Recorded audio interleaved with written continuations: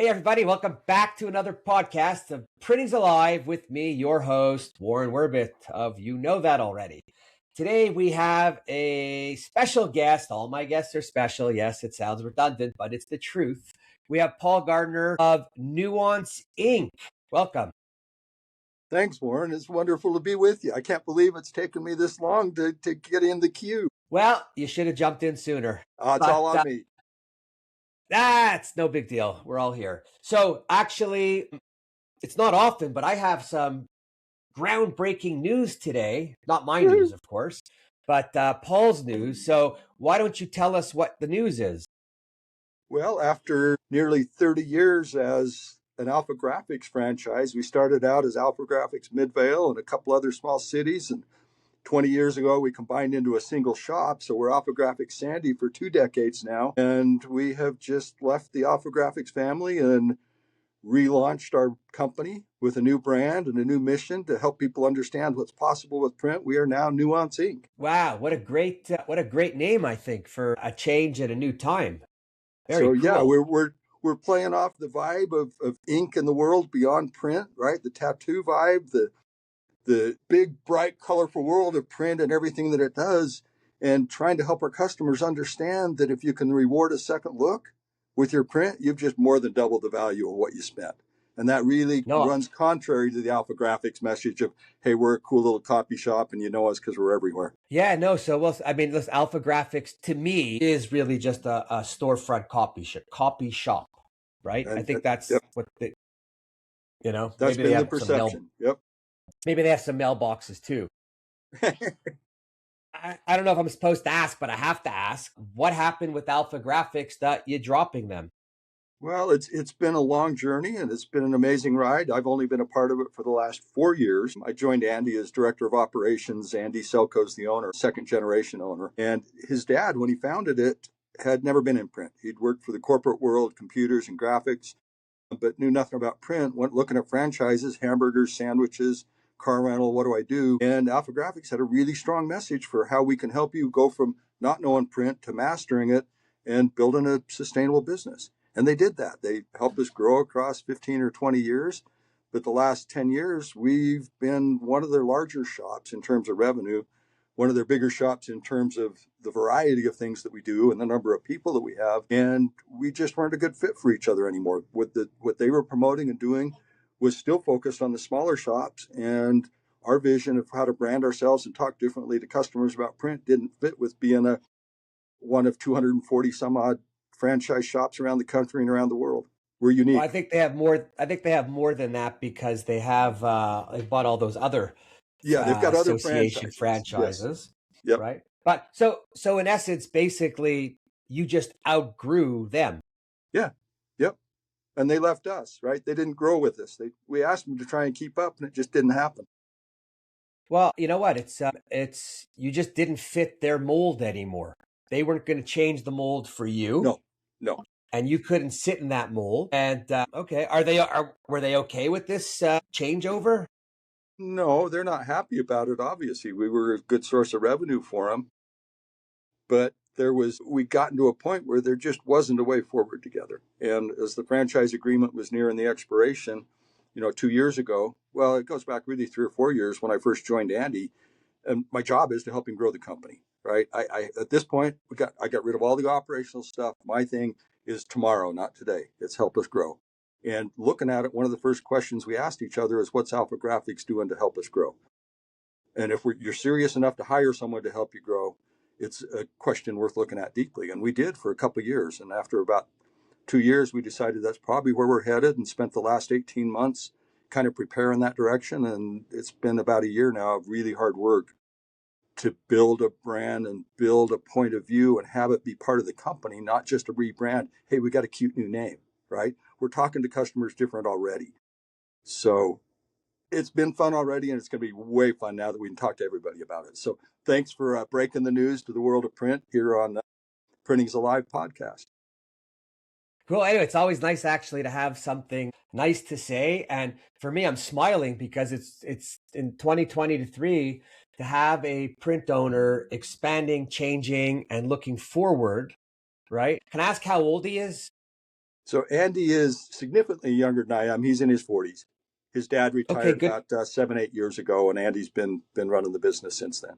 And that's where the itch Great. So comes from, right? Dad liked what was going on, and Andy said, "Yeah, but I want to make it my own." yeah, you know what? I love it though, because second generation learned enough and wants to stay in and wants to grow, right? One of the issues in the industry today is finding more young people to come in It because is. I joke all the time. It's just, the old people are stuck in their ways, but I think that's really cool. Right. Is Andy there? We should get him to come out and come on and say hello. He's not here right now. He's He's not on his way okay. back. Well, On his way we'll, back from a we'll, trip up to the Northwest. So some other time, we'll get, you and Andy. okay. We'll get him on another one, but that's Yes. cool. Wow. So, wow. And so, like, if I go through your history, I mean, we first met, I think, Dscoop 2008. 2008, I think, in San Diego. I have a picture here when I was on the USS Midway because I went there because I had time to kill. So Nice. went to go check out the old the naval base there. But wow, so that was like the third Dscoop or something. That was really early. Yeah. Before that, it had been the Ice Group, right? Yeah, but if I remember San Diego, I don't know why I have this number, but I have like 736 people in my head. No idea. It was a bunch. I was blown away. Yeah, I think you know what? Nothing against Dscoop today, but Dscoop 1 to 7 was amazing up until about 1,300 people, maybe even 1,000 people, because you knew everybody in the bar, Right. and things Right. were a little different. And they hung out later. And oh my God, yeah, now it's nobody hangs out that late, or they haven't. But yeah, so wow, that was pretty cool. And when you were part of Dscoop, you were working where? So I was at when Dscoop was formed out of the origins of the original Indigo customer exchange, the ICE group. I was working at Rastar, what was a pre-press company here in Salt Lake that bought a company that already had an Indigo, and we already had a chroma press, and we were driving the digital print revolution back in 2000. I don't know, 2000.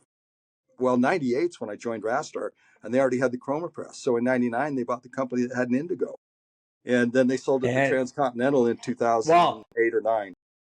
yeah, so that at the time that was like a $42 million sale or something. I remember that Yeah. like no one had done anything like that before, and they were cutting edge raster, and then Transcon just basically killed it. Yeah.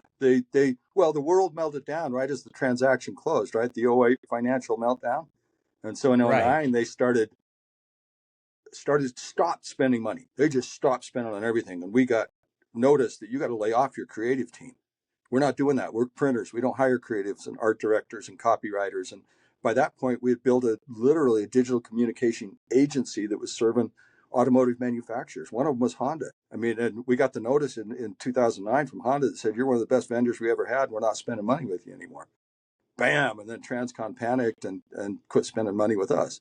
So yeah, the company went from 300 employees to under 100 in about 10 months. Wow, his timing of the sale was incredible. Yeah, it would To look this, devious if you look back, like he knew that the meltdown was coming or something. yeah, but I mean, like, there was a couple people in the last right before COVID that had sold before COVID and were really lucky because their businesses weren't going to be the same after, Yeah. right? But wow, Yeah. So those are when times had changed. yeah. So And yeah, then, Kevin. I sorry, was just go gonna on, say, Kevin. Kevin Despain was the guy that had founded that as a pre-press company, and then had the vision to see what was happening to that business, adopted digital print, and then started watching what his customers were doing, and bought a customer that had a marketing company, and he put together the most amazing conglomeration of stuff. I kept asking him, "Where's this thing end up?" And he says, "It doesn't. We just keep doing this." And well, where it ended up was after it got bought, you couldn't do that anymore. It went away, but it generated a whole lot of talent that we're still tapping into here in the Salt Lake City community. We've got 4 people working for us in this 20-person company that spent time at Rastar, right? So it was a wonderful training ground. We built a lot of young talent there. For sure. I mean, and with Transcon, when you go from entrepreneurial ownership to public company owning you, Yeah, it's never, ever the same, it right? was a It harsh all ending. becomes about, well, it all becomes about liability. Yeah, liability next And, quarter. and, and everybody covering their ass. Yeah, Yeah, exactly. Yeah. Exactly. Okay, you know what? So we said next quarter. Let's talk about some of the OEMs and next quarter. How do you see it out there with them, or what's going on, or what's your take on the street? Well, the biggest surprise for me has been Xerox. And really, because I'd respected them my whole career, but I'd never dealt directly with them. And then in about 7 years ago, they hired me as a sales rep.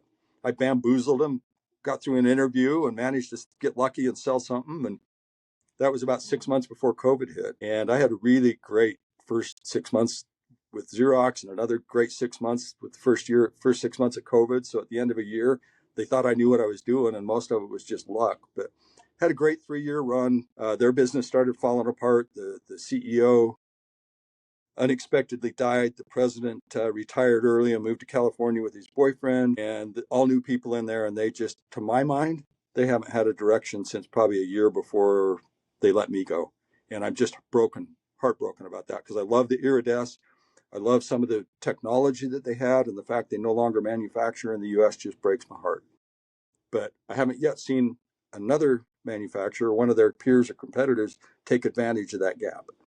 So it's going to be interesting to watch what happens. But from a guy working for a small print shop in a small city out west, Xerox has just vanished off the scene. I mean, there is no representation out here. The service team is mostly gone, and it seems like they're voting themselves out of the printing business. Yeah, I think that's a bit of a narrative that's in a bunch of places, right? And then you're left maybe with some distributors. For me, I at one point I was the poster boy with Xerox, and I drank the Kool-Aid and everything, but then they started going through all their, I'll just say, management changes at the top of the corporation, not the graphics. And then when they started going through all those changes at the top with that John V, Yep. and Busy they all team. Yep. bastardize and badmouth the guys or girls before them, although I think Ursula was pretty bad for the company, but that's a whole other conversation, right? And then it just became about the top. And the truth is, even though we got a little bit of hoopla right now and they're pushing the Irides with Fuji and Sharp, but that's a whole other conversation. Yeah. Yeah, they started going downhill because of the top management, and for the good people that are there, they're a little stuck because they're limited to what they could do. Yeah. Yeah. I mean, the portfolio has just shrunk out from under the sales team there. What's left of a Well, sales team? print's not what it used to be for them, and they just Nope. haven't said it. No, They they keep haven't come trying out and said to, it. even even they did a logo change. What are they Yeah. like? Are they so rich that they can keep spending hundreds of thousands of dollars of trying to change a logo? Yeah. Strange. I'm going to bet that they didn't use AI and do it in house. I'm going to bet, being who they are, they went out to a big agency and spent stupid money. Most They likely. probably could have had a graphic arts designer class design the logo for them better. And I'm just get and then we'll move on. But like red in the real world is bleeding. Like when I dealt with the bank and we had trouble and I had to deal with high risk, the guy had his name and his title was in red. Like that's death. So somebody should have advised them to switch to maybe a blue, which has a nice warmer color, a little bit more That's meaning, not that's red, hilarious. not the end, not that aggressive color. But, and the people that work there, first of all, the people that work everywhere generally are pretty good people. Oh I don't want yeah, anyone to absolutely. think otherwise. It's just that some of the public corporations are evil, because we all know that it's only about the money for the shareholder, the bonus for the CEO, right? And any parachute anyone else could get. But the CEO is not in touch with me and you, No, no. right? And regardless of what they say, I don't care. I don't believe any of them are. They don't have time to be. They're getting Well, too beat up by their boards. yeah, there's a conflict of interest. If you say those two things out loud and mean them both, they're a little bit opposed. Yeah, it's kind of crazy. But your customers, obviously, if you're making the change, are still buying print. Oh my goodness, yes. And a wider range of it. We have customers that want to buy print from us that we're really not a good solution for. We always tell them we can help you, but we may not help you with internal manufacturing, right? If you need a 30 by 40-foot canvas banner, we may not do that internally, but by golly, we'll do it and have it installed for you, right? And we're very But they're upfront happy. and candid with them. But they're happy Most to do that. most of our customers are looking for solve my pain, right? It's almost all about solve my pain, and it's Yeah, often money is part of that pain. I got a big painful problem. I only got $1,000 to solve it. Help me figure that out. And we'll tell them, well, then the 30 by 40 foot banner's out. What else can we do, right? But our first We can go answer when 20 they by say, 19. yeah, right, can you help us? If it's got ink on it, we can help you. It's Nuance Inc. Yeah, no, I love it. And you know what? I love that whole approach of, it's how do you save the pain? I remember when at one point when all the FSC stuff started and we did the FSC, we did FSC, SFI, PEFC. So we covered all three, wasted $12,000 a year on certifications, but it was, to show that but you're that friendly. for, well, no, that went into the marketing budget right away. Okay. I didn't have a sustainability line. We're getting fucked with sustainability. We're gonna have to take these three. Let's do it, and then at least we'll market ourselves as the first to be all three. And what I wanted to do was, from a marketing perspective, is I wanted to give the salespeople things to talk about, right? Nice. Because too many people, salespeople, go in. In the old days, donuts were very popular. People would just bring donuts Sure. everywhere. Yep. Nobody wants donuts anymore, and you can't bring fresh carrots or celery because the water drips. But and I remember when I worked for someone before print, he used to say to me, who'd you see today? And in 2 weeks, I would see all my customers, and I couldn't go back again and see them because we only had a one product line. But in the world we live in, it's all about communication. And I always thought the best thing was give salespeople reason to keep going there. Absolutely. And not to ask for a quote or an order. No. And not to say I'm here to follow up. I'm checking in. No, say something interesting when you walk in the door, for hell's sakes, or stay home. Yeah, exactly. And let them know. Or me personally, I just try and find things, or I always ask the customers if I could go into their shop and see what they do, how they make things. Perfect. And the more time I spent in a customer's place, whatever they did, gave me more ideas. And then if I'm out on the street somewhere, I would think of things or call them up and say, hey, even if it wasn't going to be good for them, it was just more that they would know that I'm calling to say, I thought of you, I thought of this. Does that work? I'm learning. Yeah. And there's a chance it might. They're going to take that call. You're training them to look forward to talking to you instead of making them reluctant. That's perfect, Warren. You have to. I mean, I've said it before, and I keep saying it because more people haven't done it. But on all of our business cards for everybody, and our email signatures, we had everybody's title and their passion or hobby. Nice. I wanted, and it wasn't my idea to do it. It was, but I was reading a fishing magazine, and the guy signed off editor and angler, and I thought, oh my god, that's so cool. And then my assistant at the time had like a biblical scholar or something, which I was like, I don't know if I want that, but I couldn't believe how many people that she spoke to that saw that and then have conversations with her. And you move away from what you're really calling for. Yep. Right. And you get into the rest. And then it's easier to pull it back after. Oh, yeah. That's beautiful. Right. I think people have to get a little creative today and find ways to create conversation.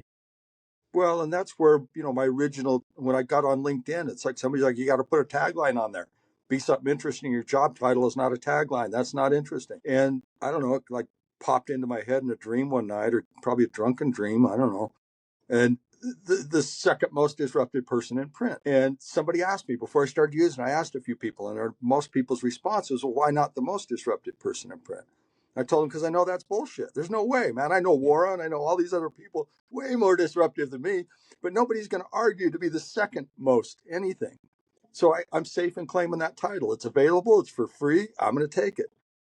But when I turned 65, I switched it over to the second most disruptive grandpa in print. So that's funny. And it's funny you say second, because always, I used to tell people, like, I just want to be second. If you're first, everyone's gunning for you. And no one believes you. Right. No, but even in business, I didn't want to have the most sales. I wanted just to be, second in line to my competitors, because then we're doing our thing. We're not looked at the same way when you are number one and you boast that you're number one. And there's nothing wrong with being a really good number two.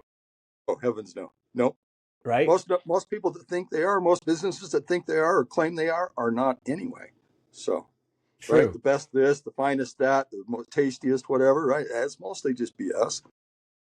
Marketing people work really hard to make it believable, but it's mostly not true.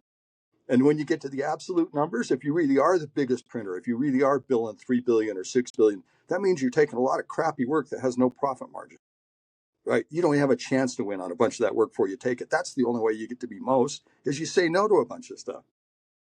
I mean, not Yeah. most, right? If you're not saying no to stuff, you're taking crappy work. And if you do say no to stuff, you're not going to be the biggest. So yeah, I didn't never want to be the biggest or the And most by the way, famous. it if you're doing 3 billion, you are definitely not the best, No way. Too big. right? Big is big. Big is not better, No. right? Do you guys sell embellishments in your facility? We do. In fact, the way I met the owner of the business was I sold him a Iridescent when I was working for Xerox. So for 5 years, we had the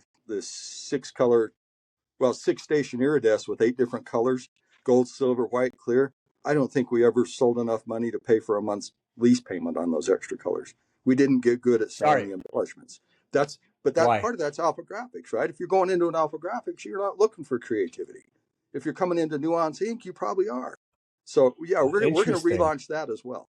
But we'll do it by using partner capabilities. I sold a lot of iridescents in the neighborhood while I was at Xerox, so we know who's got those capabilities. And we're not against partnering with another business to help our customers, even if it's a competitor.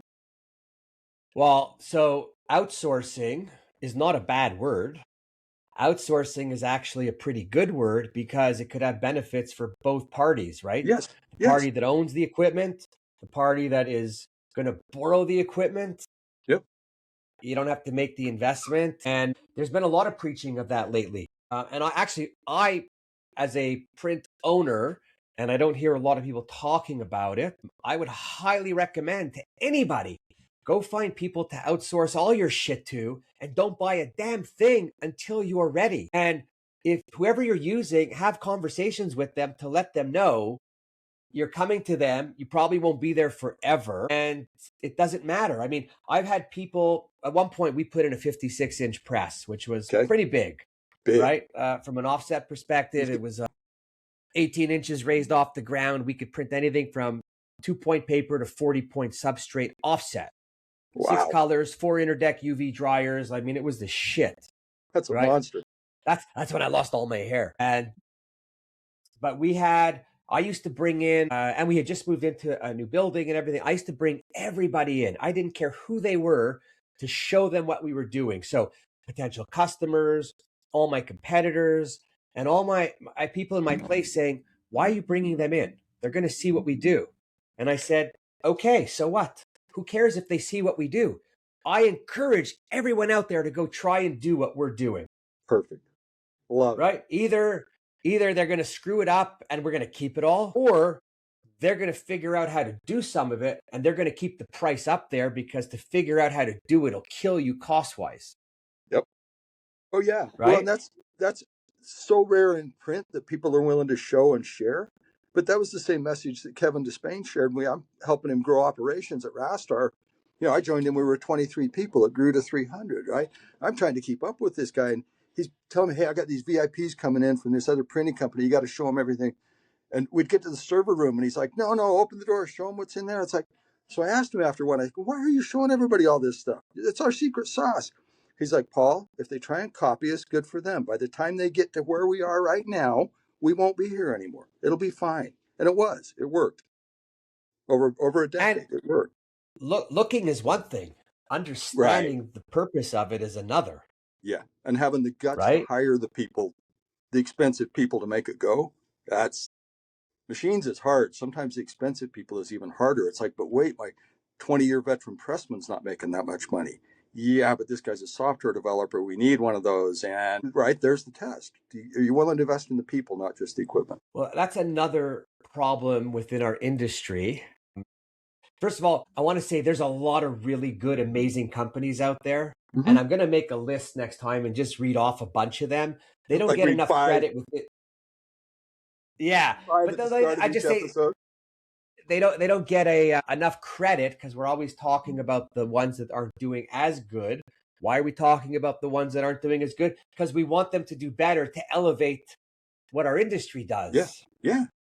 Yeah. and how we talk, right? It's but but the other ones out there, spending money for a lot of people becomes a problem, and I don't think they carefully think through the spend, like if they have to do something, right? When you how many people when you that now, or when you were selling equipment, would buy equipment without a plan, Very few. You might get 1 in 10. right? Bought it just because, well, about 1 in 10, 1 in 8 was probably just the lease expired and I still need a machine. And the lease expired, and that's always what I do. I just buy the next version. Instead of the V180, I buy the V280 or whatever, right? Right. So some percentage of it was no plan. It's just, well, yeah, the plan is keep doing what we're doing. But for the vast majority of them, either something went really right or really wrong. Well, the majority don't have a plan. I'm looking at all this embellishment now, and I'm seeing it actually because people are buying these multicolor machines without the plan of what they're going to do with it. Actually, I'll give a shout out to Kevin Abergel, Tactiful, because he's now working closely with the OEMs to get to the printers, and it works pretty good because the OEMs need him to do the talk to the printers to start using some of that Right. stuff. Right. But if you don't have a plan, Mrs. Printer, don't buy the machine. Don't listen to the OEM. Get your plan Agreed. down first, because once you have it, you're not going to have the time to do the plan, because you're going to be freaking out that you have to make payments, and where's the money Yep. coming? Yep. Yep. And selling iridesces was the most fun I'd had in a long time when I was doing that. And I really didn't sell anything else for Xerox. Anything else someone bought was because I couldn't sell them an iridesce. So I figured out what they really needed or really thought they needed. But selling iridesce was fun. But then you had to bring people back to the real world that you don't have a plan for selling the extra colors. The reason to buy this is it's got damn near perfect registration. It's a great machine. The uptime is amazing. The quality is amazing. And it's as close to offset quality registration as you're ever going to see in a digital press. Now, the other colors, really cool. I can talk to you about that all day long, help teach you, but that's not where you're going to make the money. You're going to make the money because of the 40 or 60,000 sheets you printed on that you wouldn't have printed if you'd had a lesser device. Interesting, because I had put in the first iGen 5 in the world. Wow. Well, that's what Xerox said in the press release they wrote for me. And I was at a Xerox Premier Partners event in Prague, and I had the iGen 4, then I had the 4 Diamond, and then I saw the 5, and I'm like, oh my God, I want to have that machine. I had like a machine hard on. It was awful. And I bought it with the 24-point kit. I bought it with the extra wide sheet. I bought the 3 extra colors, which I could never, ever, ever sell. That was like orange, green, violet at the time or something. Yeah, I did the most wicked sample book that Xerox was blown away with, because they never did something like that, and I think they bought 800 books to give their reps. Oh, nice. But at the time, the color was amazing, and like when it worked, it was great. And in the end, unfortunately, machine, they wrote a press release that I was the first in the world, and of course, after I lost my company and stuff, and I had some big claims into them for bad work, I heard from people from within Xerox that, by the way, just so you know, you were not the first. That machine was somewhere else, didn't work. They moved it out. Oh, no. That hurts. Yeah, yeah. And I hope they're better today. I mean, there was a guy, the past president of Canada, right? You got to watch everything, because this guy, what was his name? Oh my God, I forget his name, and it doesn't matter because I didn't really like him. But Xerox had a headhunter call my top sales guy and offer him a job, and I was blown away. And I called up, Martin Blachant or something like that. He probably ended it with a really good package, but anyways, I called him up and I'm like, dude, what are you doing? Your headhunter just called, and he's like backpedaling. He shouldn't have. I'm sorry. I said, you don't give a list of your top customers to your headhunting agency? I said, motherfucker, you just cost me a lot more money because I had to up the pay just to have the conversation. Yeah, right. And then, oh no, we didn't do that. Yeah, sure. Right. They didn't know what they were doing. Anyways, that's at the end, anything that could happen that made me not like them happened. But I liked all the people below the senior C-suite. Gotcha. And then I think it was 18 months. There wasn't one person that I was working with in the last 10 years that was still there. Oh, yeah. And since I left, it's been crazy. The number of people has dropped dramatically along with the share price. But anyway, so on Yeah. embellishment, Anyways, aside from tactful, yes. what else are you seeing out there? Who else is doing it right? Who else is promoting it right? I mean, I watched your episode with Mark Jeeves. I think Color Logic might be Well, one of so those that's really yeah, adding value. on the manufacturing side, there's a lot of good equipment out there, right? Yeah, A lot, equipment's lot of fine, but manufacturers. but The who's the, the who's helping create the finishings. market? You really have Tactful, who's come on really, really strong, and they've come up and created some of their own programs. And then I think the best and easy for all is Mark Jeeves and Color Logic, right? Because if you're doing metallics, his software could give you 500 versions of a metallic, where I think Fuji's Iridesc with the software they have only give you 40. Yeah, But no, this is it's an the amazing system. okay, I but this love is the Color thing. Logic. This is yeah, no, I'm saying, but for all the manufacturers, and I know that Ricoh, pushes Color Logic, but answer me this question. Okay, An Iridesc machine is a couple $100,000, let's say, give or take, whatever you do, even though the iGen, I think, was hundreds more. But so it's a couple $100,000, give or take. You have people out there like a Tactful, like a Mark Jeeves with all of his different color software. And he is Mr. Color. I mean, he originally sold his company to X, right? Or Pantone, or one of them. For the few dollars, why are the OEMs just not including his software in the damn machine? And then it's there. And even if you include it, but there's a few $100s a month more, and you explain what it is, it's so much harder after to make it it, is. for Mark to make a sale, for someone to understand. Because when the printer has done his buy, he doesn't want to hear about more stuff to go with the machine. Nope, nope. So, and his Touch 7, and he's got a few different things, but it's not expensive. So No, even if the manufacturers would work it in for 1 year or 2 year and let the customers know in year 3, you'll be paying the $1,400, $700, whatever it is, who cares then? But they're learning. right, right. Why don't they do that? Well, I think because each one of them has somebody on the team that's paid to create their own solutions. But they're We not don't as have. good. I know, but that's why, right? If you're paying somebody to create solutions, he's going to fight real hard for the budget to keep doing what he's doing and to do more, and he's going to fight against any competitive solutions. So I had the ability to sell Color Logic when I was in Xerox, but never an incentive to do that, right? I talked to every customer that bought an Iridesc with more than just CMYK about Color Logic. None of them wanted to go there, right? Because I didn't spend the time to educate them. I'm working to make a hardware sale. So it goes all Right. the way top to bottom, right? At the street level, I failed them because I should have said, no, I'm not going to sell you that extra color if you don't buy Color Logic, especially if it's white. Come on, or silver or gold, right? You need Color Logic. You've got to be able to communicate with your customers about this.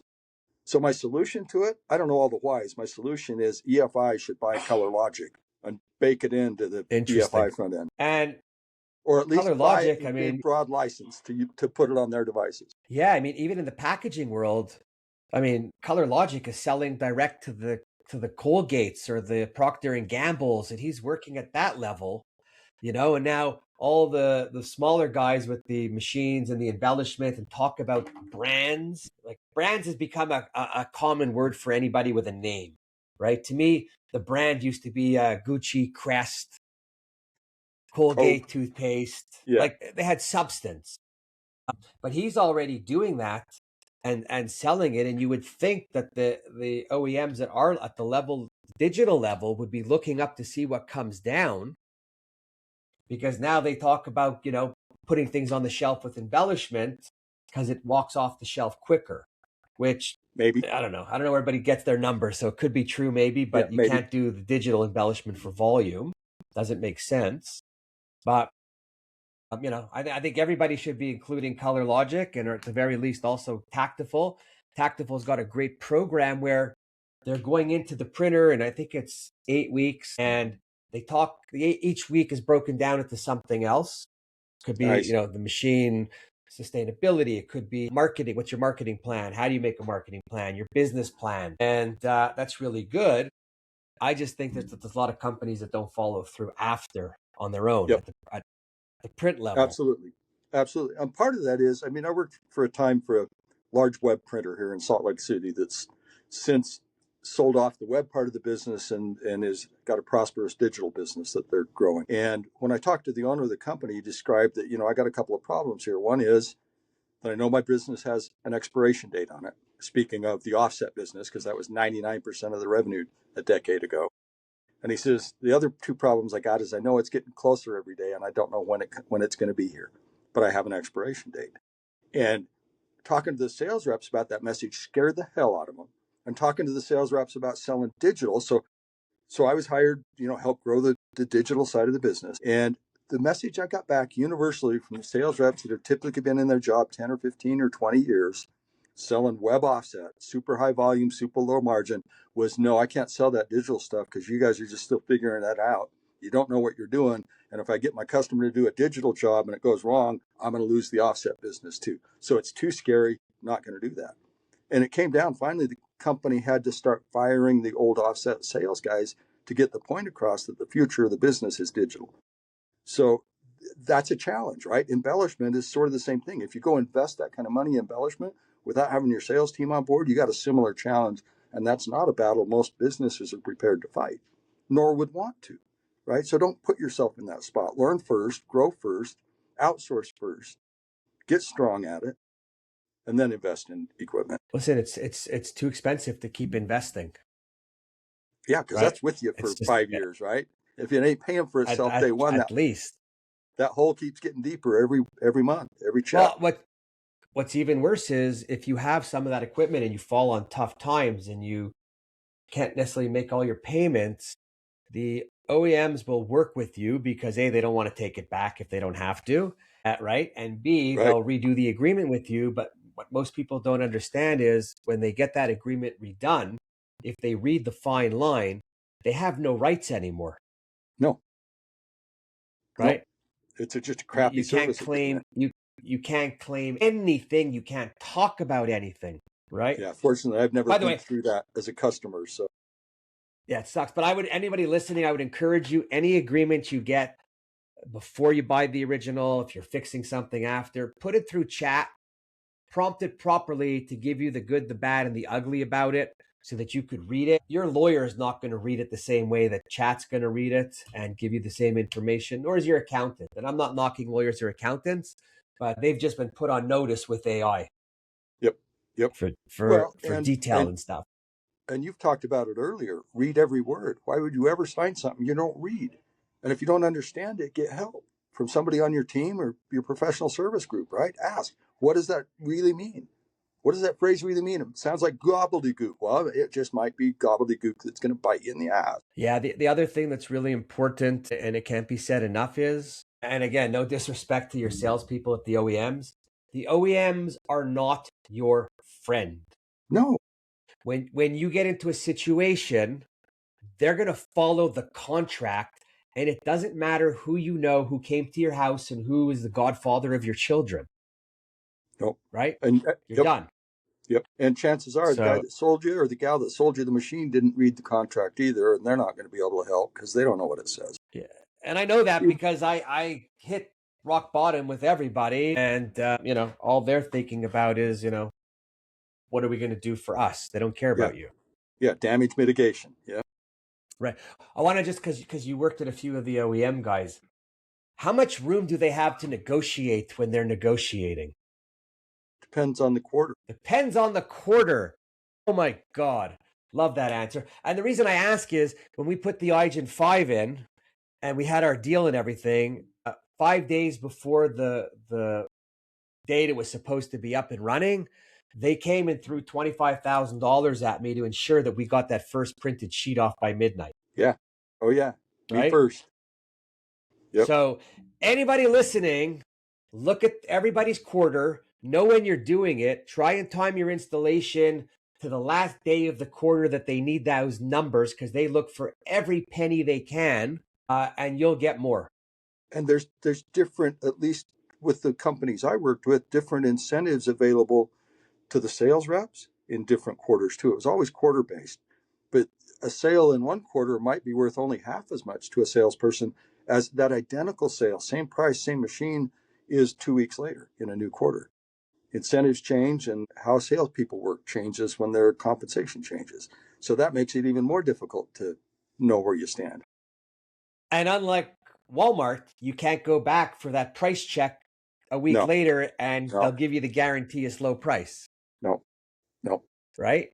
So best advice is don't get in a hurry. If you're spending big money on people or equipment, don't get in a hurry. Make Well, sure you're getting the right thing at a fair price.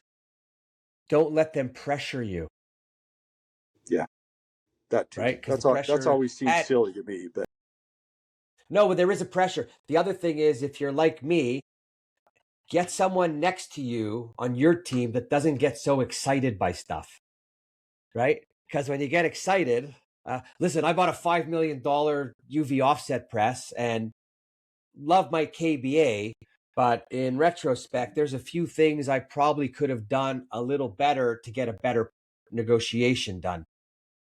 But I was just so damn excited that for sure I left stuff on the table. oh yeah, yep. Well, and that's my point of And being in a hurry, because that tends to get you to pull the checkbook out before you're really ready.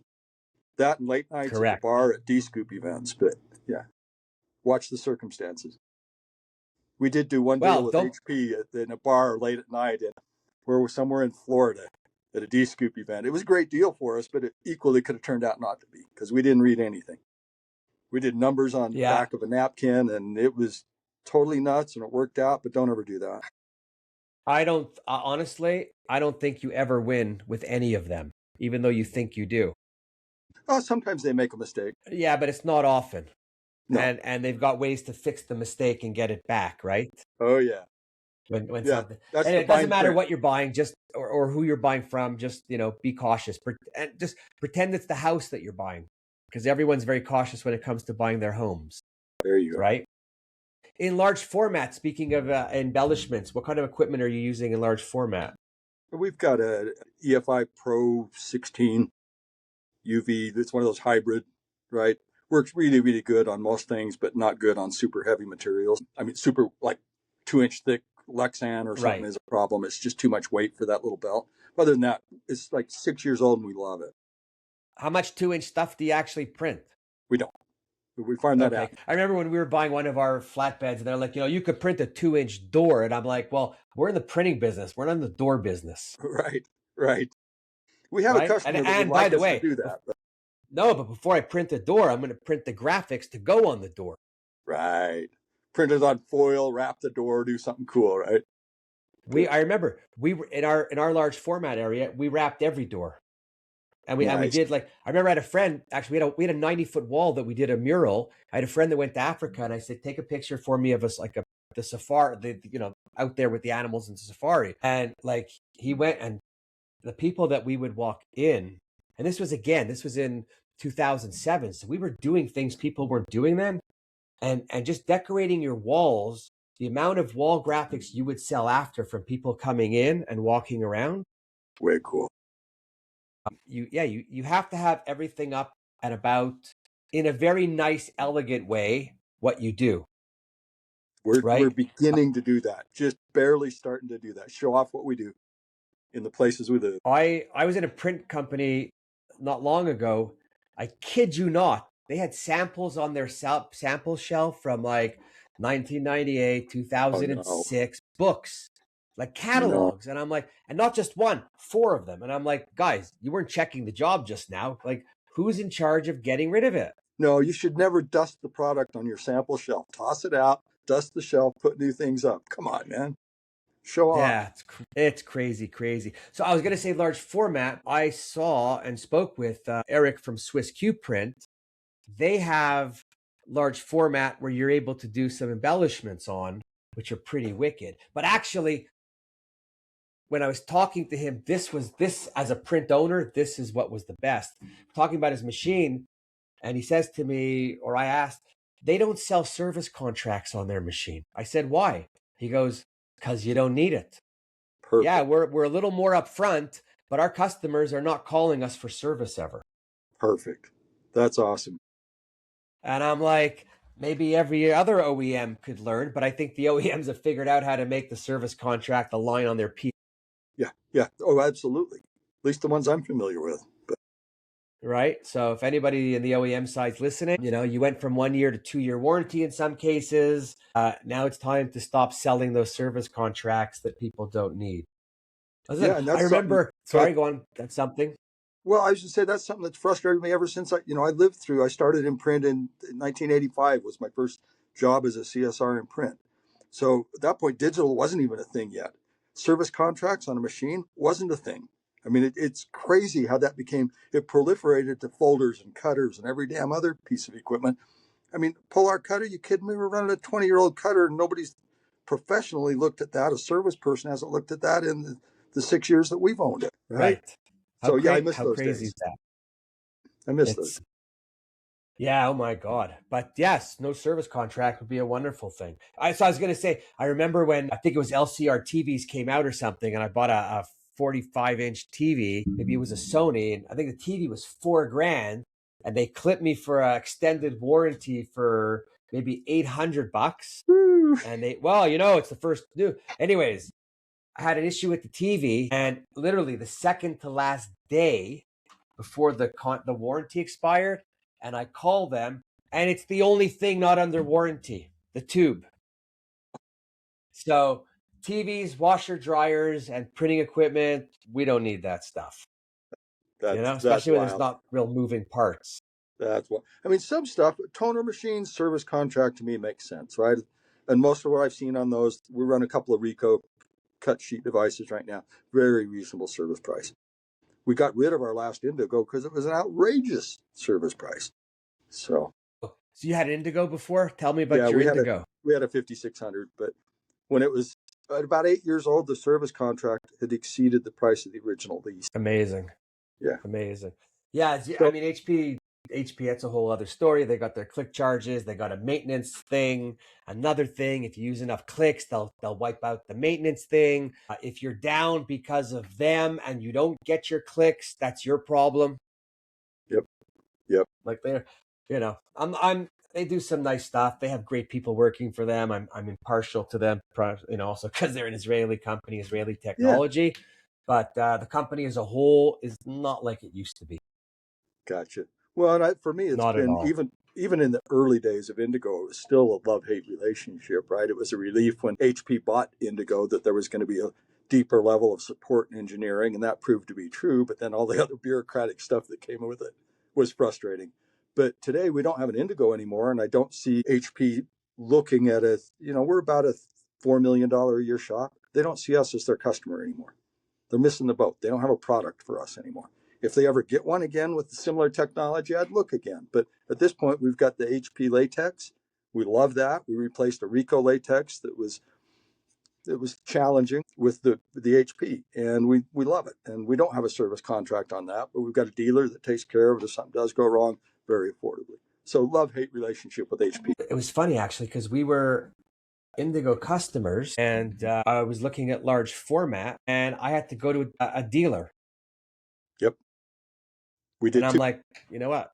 And I'm like, we're not buying HP. I'm not dealing with a dealer. Just it was my mentality at the time because we Right. didn't buy from dealers, and Well, it we didn't make didn't sense. And I either. said, well, and I said, hey, I'm a 15-year Indigo customer. Why am I going to a dealer? I want to go direct. Anyways, Well, that didn't we work. ended up in the dealer world here at Nuance because we had hired a local company, Les Olson, who's traditionally an office machine dealer, but formed an IT security division 10 years ago. We hired them to be our managed IT company. And a few months later, they came, Cool. knocked on our door and said, we're also a Ricoh dealer, just so you know, would you be interested in looking at our gear? So that's how we ended up working with a dealer for print equipment, which worked out to be a real nice ecosystem, right? They can't point and say, well, your network's the problem. Our printer's doing just fine. It's like, no, you own the network too. So Yeah, no, that's where it's sometimes smart, to look at your, the system in which you're living and you're doing things, because you don't want people that could always do this, no, no, right? Their fault, their fault. no. It's never anybody's fault, but it's not theirs. Right, right. So no, we And got a then that dealer just that it's a very supportive relationship. And for me, that was especially weird because the 3 years I spent with Xerox, I was effectively the corporate sales guy selling against all the dealers that were selling Xerox. So I had all the reasons why you never want to work with a dealer, but now we do and we love it. So, I mean, we're coming to the end, but so you worked with them. Explain to me, how does it work with these dealers and the OEMs direct? They fight each other? Yeah, there's somebody at Xerox owns the job of rules of engagement and enforcing those. And how do you prove that you were in that opportunity, is what they call it, before the dealer was?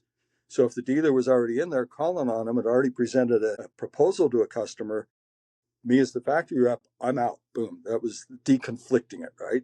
If I was in there first and the dealer came in later, supposedly the dealer's supposed to back off, but Xerox doesn't have direct control over that. So I lost sales to dealers in engagements where the dealers shouldn't have been engaged according to Xerox's rules.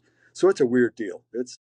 I don't know if anybody that works in that conflicted environment in sales is comfortable with it. And what would you suggest to the print owner to negotiate, or how to negotiate the best deal? Because, I guess Xerox or whoever sells it cheaper to the distributor. Sometimes, not necessarily. No, I talk to everybody. For me, it's get as many proposals on what I'm looking to do as makes sense and as people are willing to share. Because how else are you going to shop other than your peer group? You can talk to someone else about, hey, Warren, what did you pay for that era desk? But it's a lot handier if you got two contracts on your desks that are 20% apart. That's a pretty good lever. Yes. I would have hated that as the sales guy, but as the buyer, hell yeah. Well, I had, when I was dealing with Xerox at one point, and we were supposed to be really good with them and tight, I said to the person, I said, listen, I'm not big into the negotiating. I'm not into it. So I just need to know from you that I'm getting the best price, in the realm of the best price possible. I talk to a lot of people. So I just don't want to be in a conversation where I say this and then they say that, and I'm going, whoa. And that's exactly what happened. And I called the rep in, and I put the number on a paper, and I had it upside down on my desk. And I just said to him, listen, I'm going to give you the heads up. I'm not fighting with you. It's my fault. I went the wrong way. I'm just telling you, when the lease is up, you're done. Out. And I told him why. Because this. And he was like, oh, it's got to be a mistake, got to be something. Everybody backpedals. Anyways, that's when they came back to me and found $150,000 of extras to give me back somehow. Wow.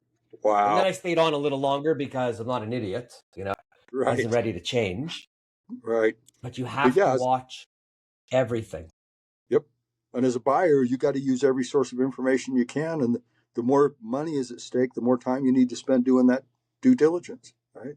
Ask the questions. Yeah. And understanding what uptime means and downtime means. When I was dealing with them, we had lots of problems.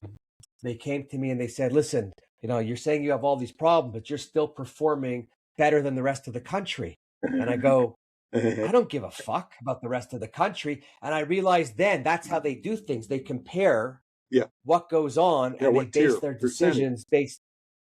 Yeah. Yep.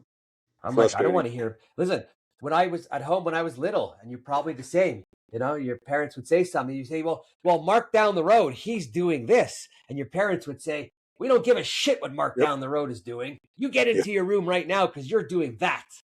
Right? Yeah, so most of us got that trained pretty young. It's not like we've never heard that before. Right. So, but at the end of the day, everybody needs everybody. That's a fact. Yep. So on both sides, everybody should just do their homework. Everyone should look for some honest conversations. And I think everyone has to realize there are no secrets. Everything comes out. Right. Everything gets hung out. I remember in the offset world, guys down the road from me would tell people that they have a special coating, right? And I'd say to the customer who would say that to me, I'd go, really? They're a $9 million shop. You think Sun Chemical is going out to create a new coating just for them? Like if you're Transcon or World Color, maybe, right? But even there, Actega is not doing anything for the little guy. Can't afford it. No, they're not even really taking time to understand. So yeah, that's funny. So I got a weird question for you, going back to embellishment. Yeah. So if we back up to embellishment, talk about why is it so easy to buy a machine and so difficult to make money with a machine with embellishment features or capabilities in it. And we pointed at Mark Jeeves and Color Logic as one of the organizations that can help with that, right? So my thought at first, I threw it out there, is what if EFI bought them and just baked that in to the Fiery? Or I guess it's Yeah. Fiery now. I can't keep track of who EFI is anymore. But Agreed. the other thought I had was, what if Color Logic were to offer it for free for a year to buyers of embellishment machines and do the puppy dog close? Get them to buy it, You, get them to use it. you know what? He doesn't have to. He doesn't have to. For what the cost is, he doesn't have to prove to the other people that it's good. If you're spending 200 grand and you've got a $3,000 a month payment, 3,500 is not going to change your life. Right. But my personal experience was everybody said no when I asked them. No, Would I you know, be willing to take time and look at this?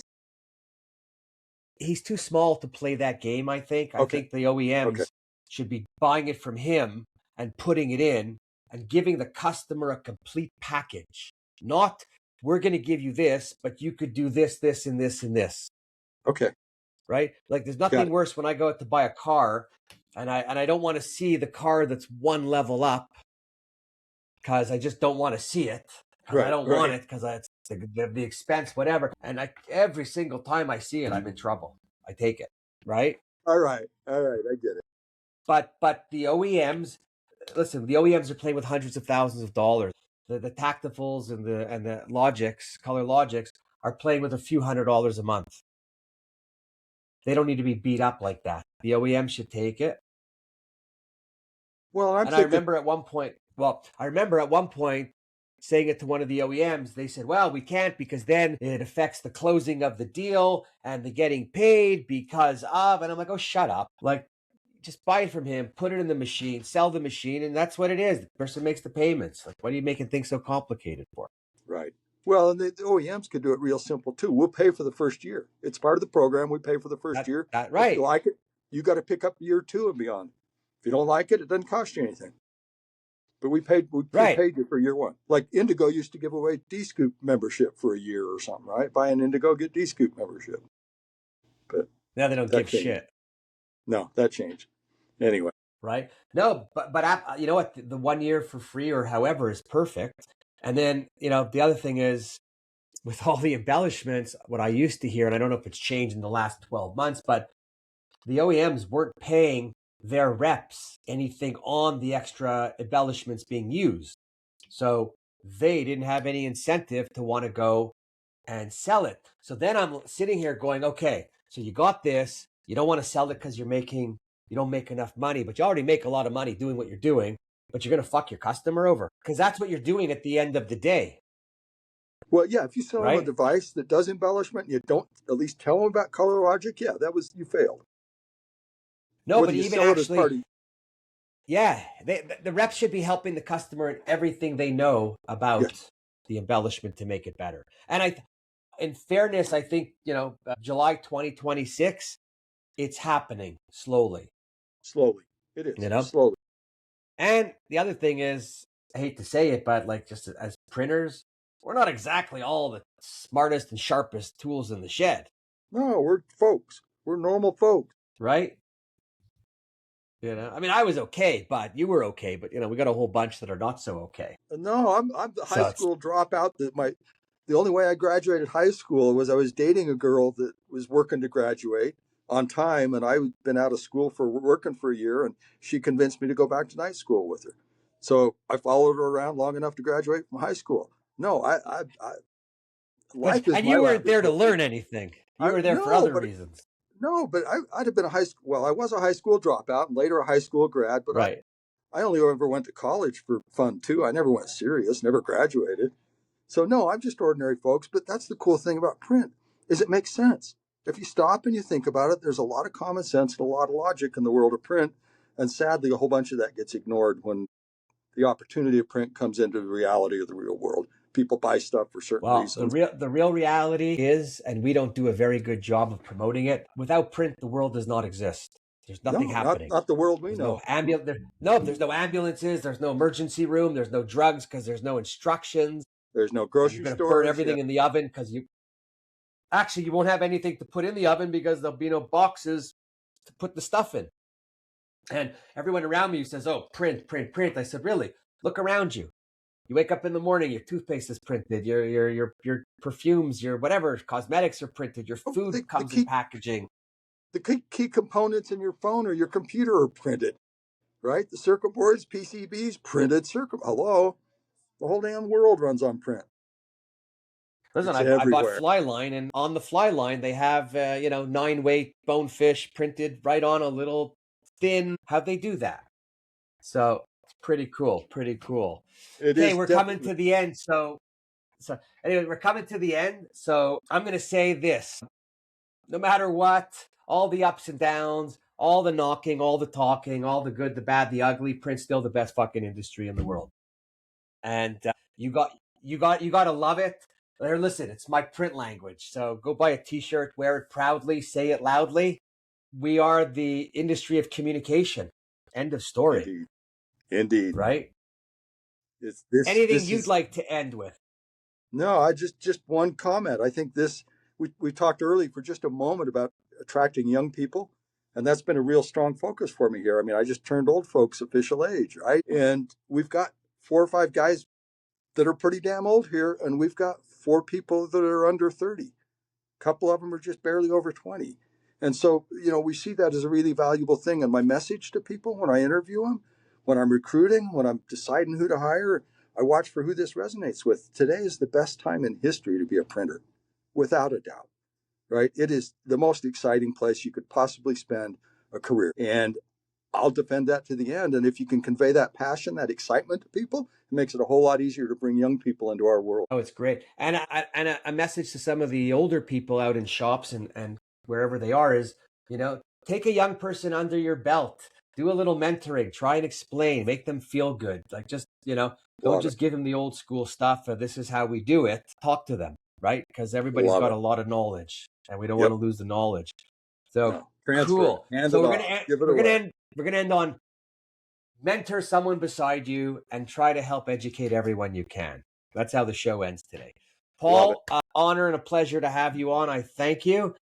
All the best to Nuance Inc. and the future. I think the name will take you far down the road. To AlphaGraphics, you're probably not happy, but it's your own fault. So step it up and go talk to your other franchises and find out what they need, find out what you're not doing. And the truth is your head office is in Italy, so I don't really got to say much more than that. You're not in touch with what's going on in North America. So get here quickly. How's that? Perfect. Thanks, Warren. That works. Great. Everybody else, I hope you enjoyed the show. If you've got anything you want to talk about, let me know. If you have anything you want me to talk about, let you know. And we'll leave it at that because Wally wants to get out of the room here and go do his thing. So thank you, everybody, as always, for listening. Appreciate you all. Paul again, and we'll speak soon to everybody. Thanks, Warren.